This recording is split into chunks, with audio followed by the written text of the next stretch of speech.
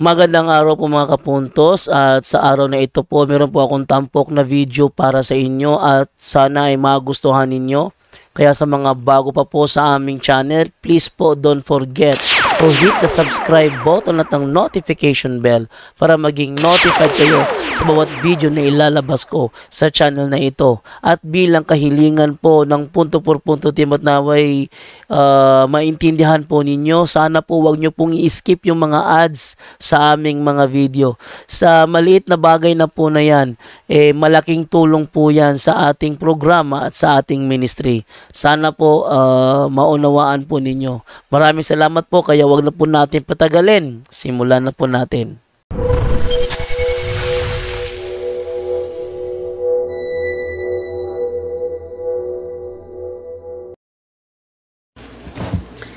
Hello mga kapatid, magandang gabi po, magandang gabi at kumusta po kayo? Bago na tayo nakauwi sa parokya natin, and then nami-meet natin ng mga obispo, nami-meet natin si Cardinal Ambu David, no? Bago tayo umuwi dito, at salamat sa Diyos, no? Ang kapayapaan, ang pag-ibig ni Kristo ay laging maghahari sa ating puso at isipan mga kapatid. Kumusta po? Kumusta po? Kumusta po? And then ako po ay tuwang-tuwa dahil na-meet natin yung mga mahal natin na obispo, no? At meron akong i-share sa inyo na video mga kapatid mamaya, no? Mamaya, okay? At bukas pala alas 5:45 ang magmimisa natin. With the profound joy and reverence, we invite the faithful to grace the momentous celebration of the Holy Eucharist with the Catholic Bishops' Conference of the Philippines on Tuesday, bukas po ito, 5:45 at the St. Joseph the Worker Cathedral Shrine. This sacred liturgy will be presided over by His Eminence Pablo Cardinal David. No, nakita nakapapicture tayo ni Cardinal Pablo David.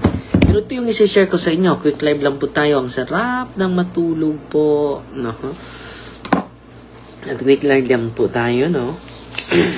Ito yung isi-share ko sa inyo.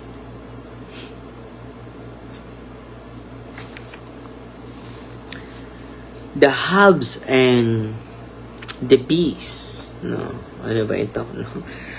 One way to determine yung circle of concern and circle of influence. No? Yun ang ibibigay natin. I-share ko sa inyo ngayon. No?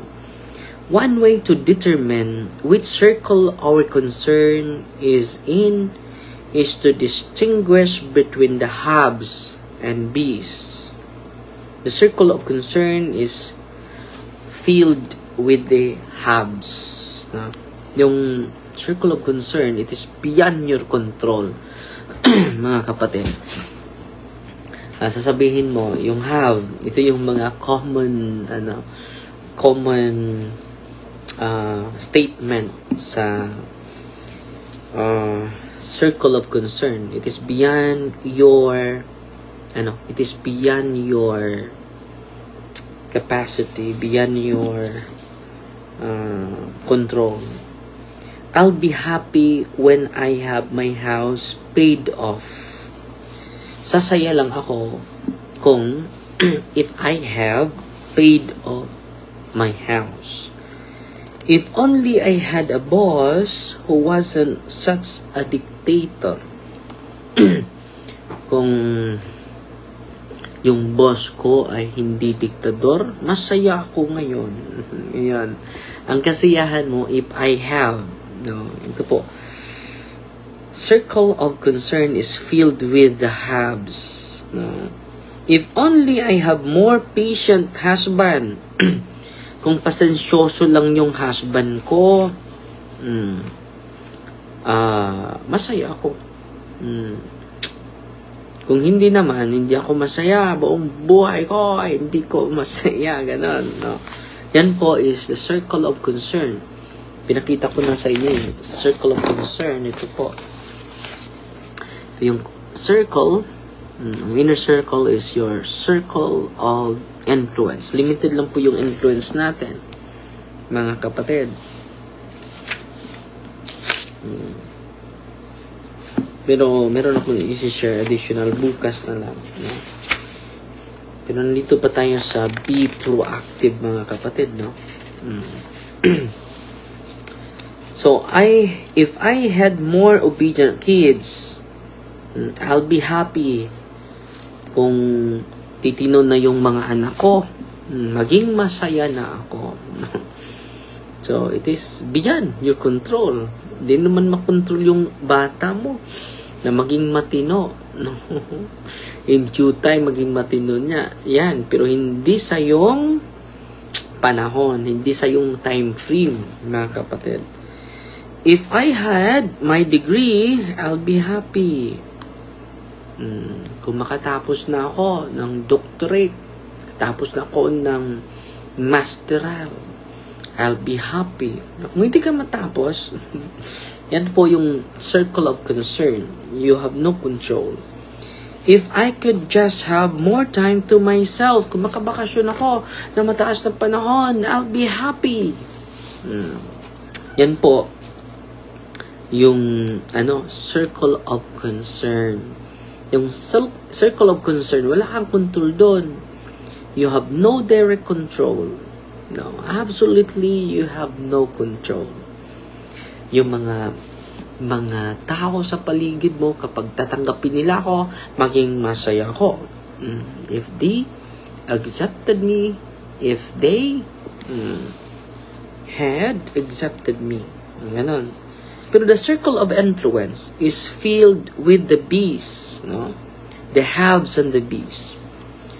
I can be more patient, be more wise, be loving. It's the character focus. Yung circle of influence, nakafocus sa character mo. Nakafocus sa'yo, no? Kapag ako ay maging CFD, didublihin ko yung sikap ko na maging defender of faith. Ibibigay ko yung buong panahon ko na mag-study ako, magbasa ako, ganun.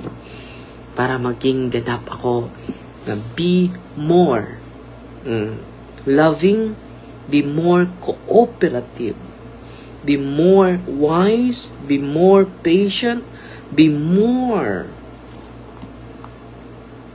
cooperative, be more active, be more productive. Ganun, no? Yun po ang circle of influence. Magfo-focus sa'yo, no? Ang ganda nito, no? Very inspiring, mga kapatid. Anytime, ito po, ito yung ilalagay natin sa isipan natin. Anytime we think the problem is out there, that thought is the problem. Kung isipin natin yung problema ay nasa labas, out there, that thought is the problem. We empower what's out there to control us. Dapat yung nasa labat hindi mag-control sa atin. Alam natin yung sarili natin. Alam natin yung intention natin. Alam natin yung motivation natin. Alam natin yung pangarap natin. Kahit yung iba ay hindi nababatay sa sabi ng iba. We empower what's out there to control us. The change paradigm is outside in. What's out there has to change before we can change. The proactive approach is to change from the inside out, to be different, and by being different, to effect positive change in what's out there. I can be more resourceful. Ito po. Ito yung bees, no? To become proactive, to increase our circle of influence. Ito. I can be more resourceful. I can be more diligent. I can be more creative. I can be more cooperative. B. Yan po, B's. No? Yung proactive, many B's. Yung reactive, many haves. No? I'll be happy when I have my house paid off. One of my favorite stories in the Old Testament, ito po, very inspiring po ito. Part of the fundamental fabric of the Judeo-Christian tradition is the story of Joseph, who was sold into slavery in Egypt by his brothers at the age of 17. Can you imagine how easy it would have been for him to languish in self-pity as a servant of Potiphar? So just imagine, kung hindi pa proactive si Joseph sa Old Testament, ma-depress na yun. No. Kung hindi pa proactive si Joseph sa Old Testament, the Joseph in the Old Testament, namatay na siya sa lungkot. Pero proactive siya. No? Kahit binintan na siya sa kanyang sariling mga kapatid, rejected, abandoned by and loved by his own brother, who was sold into slavery in Egypt by his brother at the age of 17. Sa yung pinakabunso. Can you imagine how easy it would have been for him to languish in self-pity as a servant of Potiphar? No, mayaman yun si Abraham. Hindi, nandito na ako. Slave pa. Pwede siya magtampo sa kanyang kapatid. To focus on the weaknesses of his brothers and his captors and all he didn't have. Hindi niya nilagay yun sa isipan niya. No? Dahil proactive si Joseph. No? I need to be more diligent, more active, more industrious, more cooperative, more fruitful. Yan. Very challenging sa atin, no? Na maging proactive. Within a short of period, he was running Potiphar's household. He was in charge of all the Potiphar had because the trust was so high. So, na-promote siya, naging head na siya sa mga servants. Then the day came when Joseph was caught in a difficult situation and refused to compromise his integrity. As a result, he was unjustly imprisoned for 14 years. Nabilanggo pa siya. Diba? Unfair yung buhay ni Joseph. Dahil ina-accuse siya ni rape na yung asawa ni Potiphar. Pero nagustuhan siya sa asawa eh. Magwapo ito si Joseph. But again, he was proactive. He worked on the inner circle, on being instead of having, on being instead of having. And soon he was running the prison and eventually the entire nation of Egypt, second only to the Pharaoh. No? Ito yung importante, mga kapatid. To work on the bees in us, the potentials in us, to increase our creativity. More creative, be more resourceful, be more diligent, be more creative, be more cooperative, be more fruitful. Yan po ang proactive. Yung reactive, sasaya lang ako kapag meron ako nito. Kung yung nasa isip ko ay ma-realize, yun, doon galing yung kasiyahan ko. So yan po mga kapatid, sana po ay may natutunan kayo sa live natin ngayon na dublihin natin yung pagka-proactive natin, no? Be effective wherever we go, be productive, be diligent, be punctual, be honest, be compassionate. Yan. Give your best, no? All the best, no? Na dapat natin gawin. Be creative, yun. Kung saan ka nilagay sa Panginoon, no? Ibibigay mo yung buo sa sa mga tao. Bibigay mo yung sarili mo. Kanina, masaya ako, nakita ko yung mga obispo. Pasalamat tayo sa pagbisita. Pasalamat tayo ni Bishop Abet-Uy sa kanyang pagtanggap, no? First time ever po ito. And then, nandito din si Bishop Parcon sa Diocese of Talibon. Ang dami po. Then July 4, pupunta na po sila sa Diocese of Talibon po. So, 5 days man siguro itong mga obispo natin na mag-stay dito, plenary assembly nila, and then retreat din. Isali natin sa pagdasal yung mga obispo natin. So, Fighty Maria, tatak safety with a humble heart po. God bless. The name of the Father, and of the Son, and of the Holy Spirit. Amen. Our Father, who art in heaven, hallowed be the name. The kingdom come. The will be done on earth as it is in heaven. Give us this day daily bread, and forgive us our trespasses, as we forgive those who trespass against us. And lead us not into temptation, but deliver us from evil. Amen. Hail Mary, full of grace, the Lord is with you. Blessed are you among women, and blessed is the fruit of the womb, Jesus. Holy Mary, Mother of God, pray for us sinners, now at the hour of our death. Amen.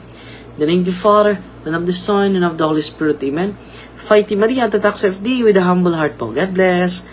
At magdasal po tayo before going to sleep. Pasalamat tayo sa Panginoon sa lahat ng mga bagay na binibigay niya sa atin. Salamat tayo din ni Ate, nagbigay sa atin ng mga aklat, no? Ito. Sana yung iba, nandito pa. May datong aklat na natanggap ko. Anong title ito? Na magandang aklat na ma-share natin sa inyo, no? Ito, wow. You're not enough, and that's okay. Escaping the toxic culture of self-love. Ito din, ang ganda. How to heal yourself and no one else can. A total self-healing approach for mind, body, and spirit. Ami Scare. Ami has seen the truth and can be a coach to all those who seek healing and authenticity. A psychologist siguro ito. And then a gentle reminder, no? Gentle, take what you need, no? So, yung binabasa natin, ito po, the 7 habits of highly effective people. Okay? So, yun lang sa po muna, ha? At Fighty Maria, tatak si FD with a humble heart. God bless. Pasalamat pala po sa star senders natin. Si Eden Mirantes Clemente. Bless me, Father, because today is my birthday. Thank you, Father. Oh, happy birthday, Sister Eden. Nagpadala siya ng 150 stars. Si Ami Dakuba na Elga. Nagpadala ng 100 stars. Si Sacrameth Dulanas. Nagpadala ng 50 stars. Salamat po. Fighty Maria, happy birthday, Sister Eden. God bless.